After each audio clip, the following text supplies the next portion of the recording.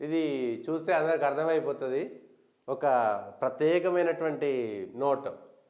శ్రీత గౌరవనీయులైనటువంటి chairman గారికి తెలంగాణ శాసనమండలి విషయము ప్రత్యేక ప్రస్తావన ఉద్యోగ నియామకాలలో తెలంగాణ యువతకు జరుగుతున్నటువంటి అన్యాయాల గురించి.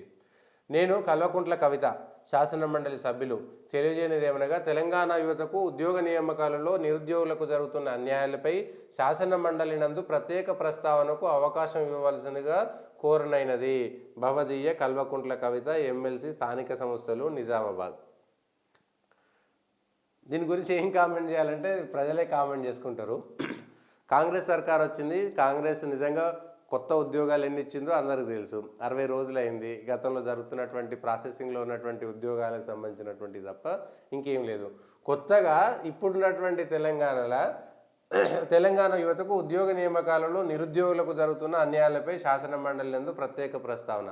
నిరుద్యోగ యువత అనేటోళ్ళు ఓడగొట్టి ఇంట్లో కూర్చోబెట్టారు. 2019లో ముఖ్యమంత్రి బిడ్డగా ఉండి, సిట్టింగ్ ఎంపీగా ఉండి, బీజేపీ నాయకుడు అరవింద్ ధర్మపురి చేతిలో చిత్తుగా ఓడిపోయి ప్రజలందరి చేత వ్యతిరేకత సృష్టించుకున్నటువంటి వ్యక్తి దొడ్డిదారిన మళ్ళీ ఎమ్మెల్సీ అయిపోయింది. వాళ్ళ సర్కారు, వాళ్ళ కుటుంబం, వాళ్ళ నాయన కాబట్టి ఎమ్మడే ఎంపీ ఓడిపోతే మళ్ళీ నిజామాబాద్ ప్రజలతోటి ఎంపీ గెలిచారు. ఎంపీ గెలిచిన తర్వాత అరే ఓడిపోయిన తర్వాత లేదు నేను అదే నిజామాబాద్ ప్రజలకు సేవ చేస్తాను, నేను ఏం పదవి తీసుకోను అంటే ఒక్క సెకండ్ కూడా పదవి లేకుండా ఉండలేనటువంటి మీరు నిరుద్యోగులకు 3,000 రూపాయల నిరుద్యోగ భృతి ఇస్తా అన్నటువంటి మీరు వచ్చినటువంటి కాంగ్రెస్ను ప్రశ్నించాల్సిందే, తప్పు ఉంటే చెప్పాల్సిందేలే. కానీ ఈ ఎమ్మెల్సీగా ఎన్నిసార్లు ఎన్నికయ్యారు మీరు? ఎన్ని సంవత్సరాలు అవుతుంది ఎమ్మెల్సీగా ఎన్నికై? ఎప్పుడు ప్రశ్నించారు? గత ప్రభుత్వంలో జరిగినటువంటి నిరుద్యోగ భృతి ఇయ్యలేదని ఎందుకు అడగలేదు?